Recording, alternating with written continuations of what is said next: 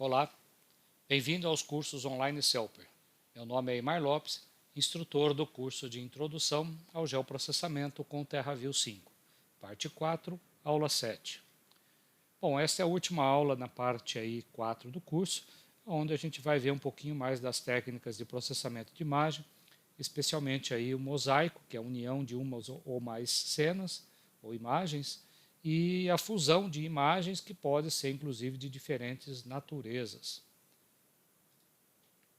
Na questão do mosaico, é simplesmente o processo de juntar ou colar imagens uma ao lado da outra para poder recobrir uma área maior.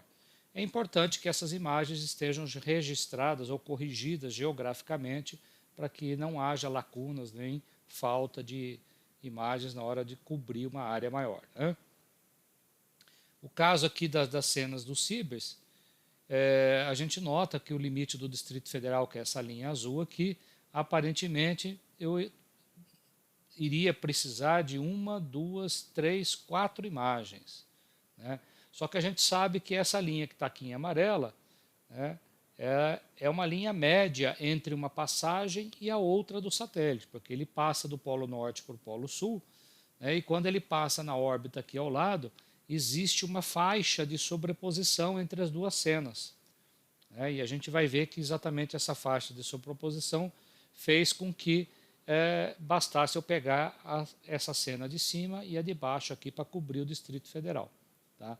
Essa linha na próxima horizontal aqui é definida no laboratório, né? A gente corta essa faixa que é adquirida constante ali durante a órbita do satélite, a gente corta criando exatamente as cenas para ser distribuída no catálogo. E nesse corte a gente deixa também uma faixa de sobreposição entre as duas cenas aí. O exercício 4.9 é justamente isso, fazer a junção de duas cenas do Landsat, do Cibers, onde a gente tem então essas duas órbitas que são consecutivas, uma em cima da outra, só que aqui nas bandas individuais vocês vão verificar lá que essa faixa preta que está em volta aqui, ela deve ser informada como valor nulo, ou valor dummy, né? Aquele que não tem significado estatístico na imagem. Então, o preto que está aqui é o zero, e a gente tem que dizer que o zero aqui não faz parte da imagem. Então, caso contrário, você não vai conseguir juntar direito, vai ficar um pedaço preto aqui na hora de juntar as duas cenas. Ok? E é só seguir o roteiro ali e executar, então, o mosaico dessas duas cenas. Sobre as fusões, né, de imagens, são técnicas de processamento de imagens utilizadas para integrar imagens de diferentes naturezas, que podem ser diferentes resoluções espaciais. Então, por exemplo, eu trabalhar resolução de 30 de um satélite, ou caso o Landsat, fazer a fusão com a banda pancromática dele de 5 metros. Então, a resolução espectral que me dá as cores aqui, né, com a pancromática de alta resolução, me dá esse produto final mais interessante, né? Também posso fazer a fusão entre diferentes satélites, como, por exemplo, fazer a fusão da multispectral do Cibers, tem 20 metros, com uma pancromática do satélite francês, lá, o Spot, com 5 metros de resolução. Pode ser também para diferentes áreas de aplicação, como, por exemplo, um modelo numérico de terreno e um dado de geofísica, né, para realçar, eventualmente, aqui alguma extensão de um corpo mineral ou coisa do tipo que tem a ver com as medidas lá de dados de geofísica. Ou usar as técnicas de fusão simplesmente para gerar imagens com uma diversidade de cores aí em função das propriedades que a gente tem na manipulação lá da fusão de imagens. Bom, na literatura vocês vão encontrar várias técnicas de fusão. A IHS é uma das mais utilizadas, o problema é só que ela é limitada a 3 bandas, porque você entra com 3 bandas do multispectral, R, G e B, aí faz alguma manipulação em alguma componente do I, do H ou do S e depois volta para RGB. Então a gente chama uma transformação no domínio espectral, como a gente costuma chamar. E a componente principal, que faz que como existe uma alta correlação entre as diferentes imagens, né, a PCA, ou transformação de componentes principais, ela cria um conjunto de imagens eliminando essa correlação entre as bandas. E aí, a vantagem aqui é que você pode substituir qualquer imagem ali para fazer a transformação inversa e não está limitada ao número de bandas. Grant-Smith trabalha também no domínio espectral, só que a banda pancromática deve estar dentro do mesmo intervalo das bandas multiespectrais ali de baixa resolução. A de Brovin, que é conhecido também como cor normalizada, já é um modelo matemático, algébrico ali para fazer a transformação. E usa também o princípio das cores RGB, muito utilizada para fusão de imagens no infravermelho. E a CN espectral é a normalização espectral de cores, é uma extensão da de Brovin, com a vantagem que não tem a restrição no número de bandas. Bom, aqui só um exemplo de fusão de imagens. Você observa uma imagem de alta resolução, né, do Iconos, com a banda PAN e a multiespectral. E aí a fusão dela gera uma mesma imagem colorida, só que agora com alta resolução. Em diferentes áreas aqui, peguei esse material do trabalho aqui do Simpósio Brasileiro de Sensoramento Remoto. Bom, e no TerraView a gente tem 3 técnicas de fusão já implementadas. Nós vamos usar a IHS. Então vamos abordar um pouco mais aqui como funciona. IHS é uma transformação então espectral, né, no espaço de cores, onde você sai do domínio RGB e vai para o domínio IHS.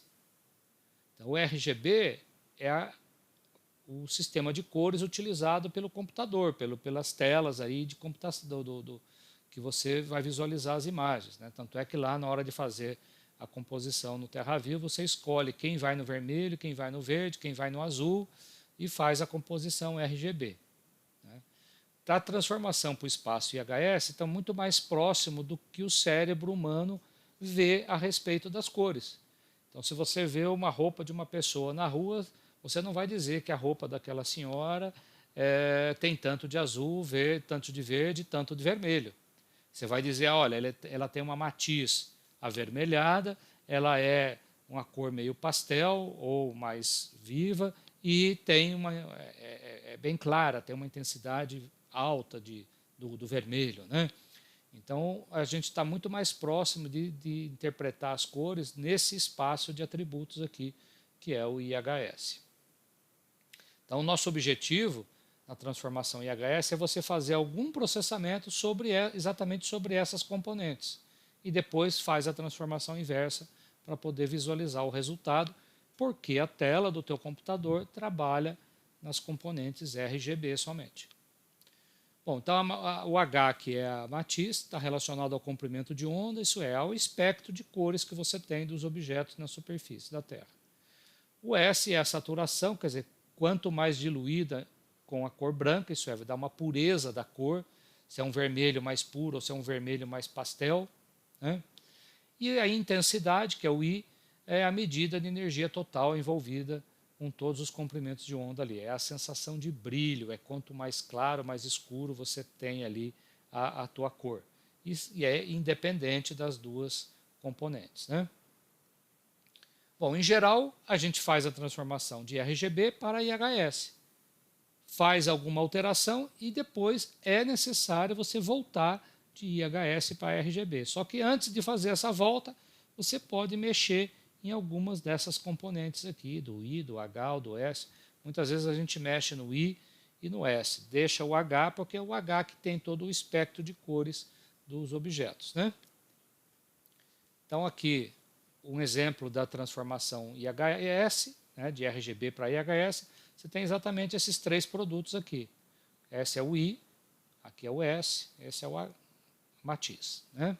Você vê que a matiz, mesmo você olhar assim, é uma coisa muito estranha, mas os níveis de cinza que você está vendo aqui, você tem que saber que, na verdade, isso aqui representa todo o teu espectro de cores. Essa aqui representa a pureza e essa aqui é a intensidade, né, se está mais claro ou mais escuro. Então, a gente vai ver as transformações mexendo nessa componente ou nessa aqui da saturação.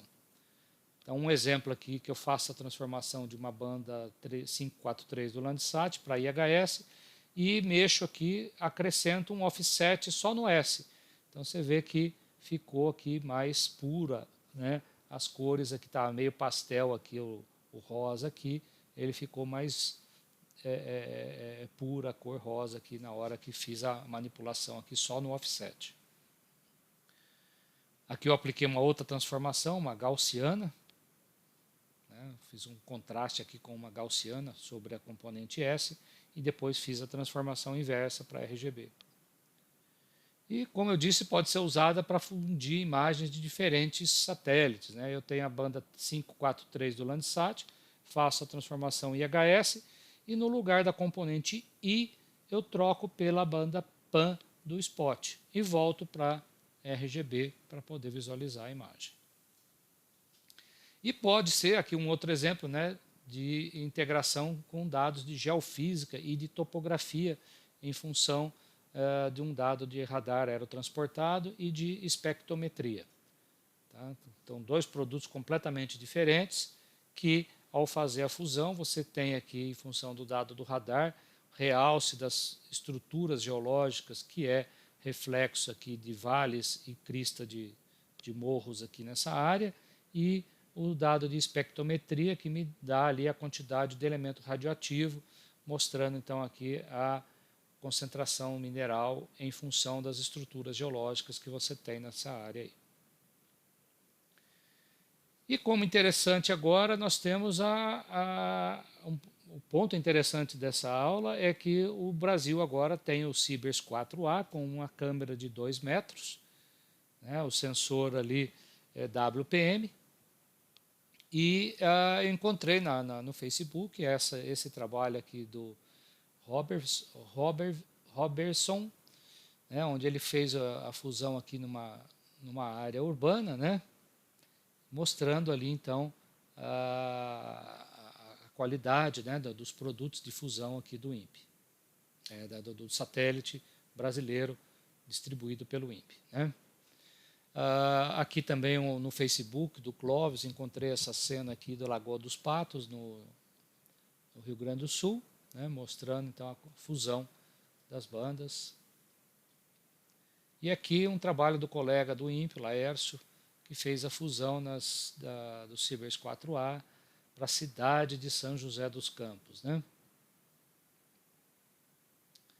Bom, exercício 4.10, nós vamos exatamente fazer isso, a fusão da imagem, né, de um conjunto de imagens Sibers 4A, desse sensor WPM, que foi desenvolvido pela China e está a bordo do satélite brasileiro em parceria com eles. Né?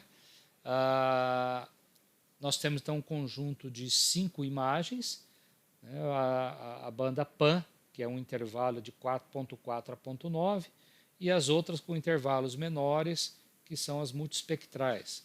Então, os arquivos eles virão dessa maneira. A banda 0 corresponde a PAN, e depois 1, 2, 3, 4, o azul, verde, vermelho e infravermelho.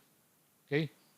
E só para ter uma ideia, né, a banda 0, que é a pancromática, perceba aqui, olha, que está com 3 GB, né? Então é um tamanho considerável, né, trabalhar com a fusão dessas imagens de alta resolução. E lembrando que o produto final seu, se for um IHS, você vai ter 3 vezes esse tamanho, porque é exatamente você vai ter 3 bandas ali no R, no G e no B com a resolução da imagem de melhor resolução, que é a de 2 metros. Bom, tem um detalhe que essas imagens elas vêm quantificadas em 10 bits, né? O nível de quantização é 10 bits. Mas, como não existe dado digital de 10 bits, existe sim tudo baseado em 8, né? Então é 8, 16, 32, 64, a imagem, né, para guardar os 10 bits de quantização aqui da imagem, a gente usa um arquivo de 16 bits. A versão atual do TerraView ela está com não digo problema, né, porque como a imagem é de 16 bits, o arquivo é de 16 bits, mas você só está usando 10, né? Então, ao abrir a imagem à primeira vista, ele vai aparecer todo cinza, com um único tom de cinza. Isso é porque ele abre de 0 a 65 mil níveis de cinza, que seria o de 16 bits. Mas ao abrir o contraste, ele já calcula o mínimo e máximo ali, e aí você já vê a imagem bonitinha. Tá? Nós já estamos fazendo uma modificação no TerraView para ele reamostrar a imagem no primeiro acesso, para poder já mostrar com uma qualidade razoável ali na tela.